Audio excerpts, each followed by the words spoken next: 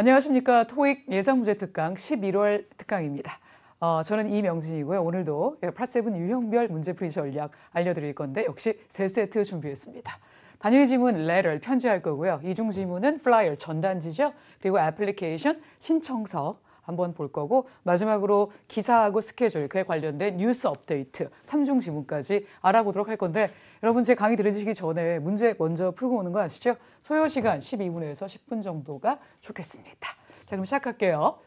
순서 제가 미리 좀 써놨어요. 그리고 이제 2중, 3중 지문은 그냥 지나가도록 할게요. 미리 여기서 간단한 단계를 좀 훑어보고 나서 말이죠. 첫 번째 편지, 글의 속성을 파악해야 됩니다. 이게 여러분이 지문을 봤을 때 제일 처음 해야 되는 일이고요. 지문의 종류를 파악한다.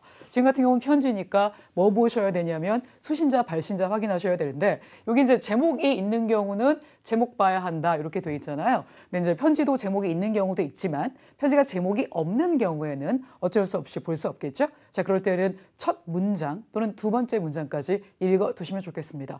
여기서 이제 편지와 이메일의 차이점은 이메일은 제목이 나와 있죠. 근데 편지는 제목이 있을 수도 있고 없을 수도 있기 때문에 없는 경우에는 아래 나온 지문의 첫 한두 문장을 읽어둔다. 까지 하고 넘어갈게요. 지금 같은 경우는 제목이 있는 편이죠. 스타일이죠. 그래서 월별, 그러니까 매월 나가는 subscription ending. 뭔가 subscription 구독하는 거죠. 그러면 월별 구독이 끝나는 거에 대한 내용이 되겠습니다. 그래서 제목과 수신자, 발신자를 확인하시는데 보통은 dear, 즉 편지가 이렇게 있으면 여기 이제 dear 누구누구 이렇게 나오잖아요. 이름이 뭐 dear Mr. Mietz 이렇게 나온다고 하면 자, 요 dear하고 붙어 있는 사람이 수신자가 되겠고요. 그 위쪽이 발신자 명이 들어가는 거 여러분 아시죠? 자, 그래서 여기도 보면은 PO 박스, 사소한 박스 이용하고 있고요. 좀 내려가서 여기에 Jordan Metz라고 되어 있습니다. 자, 이게 수신자 이름이 되겠습니다. 그래서 이어지는 Dr. Metz, Mr. Metz 이렇게 내용 이어지는 거 보이시죠? 자, 그렇게 편지 에 대한 기본 정보를 확인하고 자 기본 정보 확인 단계에서는 본문 읽지 마시고요.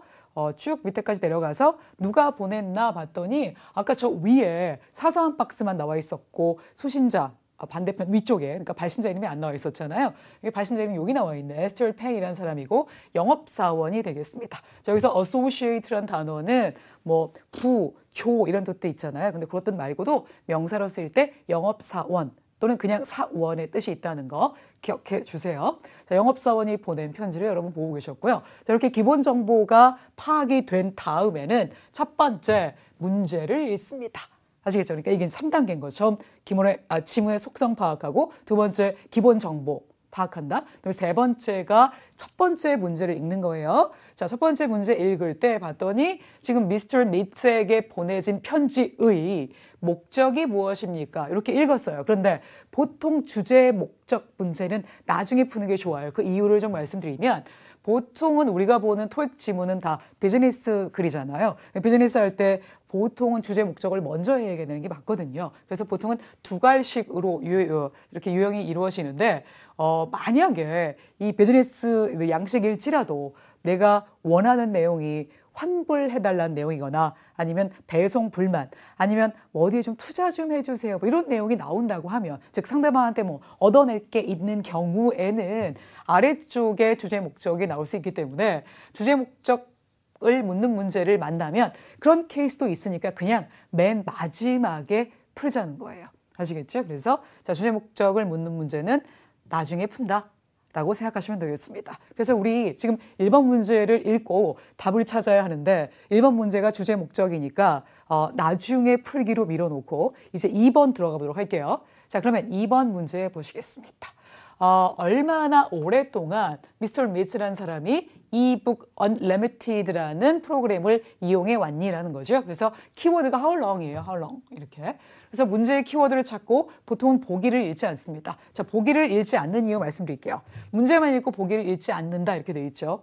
왜냐하면 일단 시간이 오래 걸려요. 보세요. 자, 문제를 읽어. 그리고 이제 보기를 막 읽어. 일단 시간이 좀 흐르겠죠. 그 상태에서 본문으로 가요. 본문 가서 답의 근거를 찾고 이 내용과 어울리는 보기를 또 한 번 읽고 답을 찾아야 되는 거잖아요. 그죠? 아까 읽었다고 또 안 읽고 이러지 않더라고요. 그래서 일단은 보기를 읽지 않는 게 시간 단축에 좋다라는 거고요. 또 하나는 본문에서 봤던 단어와 혼동이 돼요. 그러니까 무슨 얘기냐?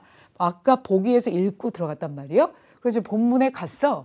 다 읽고 다시 왔어. 어디서 많이 본 단어야. 이게 아까 읽은 건지 본문에서 본 건지 은근 헷갈리는 경우가 있기 때문에 자, 그런 혼동을 좀 방지하기 위해서도 보기는 미리 읽지 않는 게 좋은데 지금처럼 보기가 짧은 경우는 답이 이런 식으로 숫자로 나오겠구나. 이런 건 금방 눈치챌 수 있잖아요. 그럴 때는 보기 살짝 훑고 가는 것도 괜찮다 이 얘기죠. 그래서 어차피 뭐 질문의 의문사가 how long이니까 뭐 기간을 얘기하겠구나 정도는 알고 계시겠지만 보기가 짧다면 한번 스캔하고 가는 것도 좋은 방법이 되겠습니다. 근데 이제 보기가 문장으로 길게 돼 있다. 그럼 읽을 필요 없다는 얘기죠.